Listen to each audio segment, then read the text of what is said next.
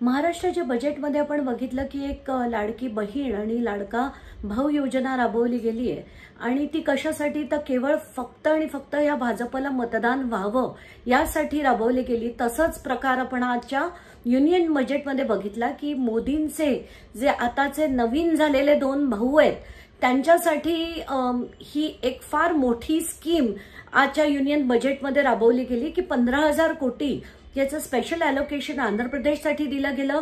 बिहारसाठी बिहारचे एअरपोर्ट व्हावे, medical colleges व्हावे, तिथे रस्ते व्हावे यासाठी 26,000 कोटीचं अलोकेशन केलं गेलं।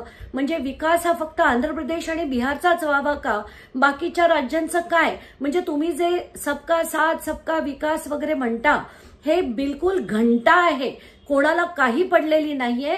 राजकारण हे फक्त मतलबी झालेले आहेत आणि हे दोन यांच्याबरोबर टिकावे, आपली 5 वर्ष काढावी यासाठी हे मोदींनी आज अनाउन्समेंट्स केले आहेत। पण हे पैसे भाजपचे नाही आहेत, मोदींचे नाही आहेत, ते करदात्यांचे पैसे आहेत आणि ते देशाच्या विकासासाठी आहेत। बिहार आणि आंध्र प्रदेशला खिरापती सारखे वाटण्यासाठी नक्कीच नाही।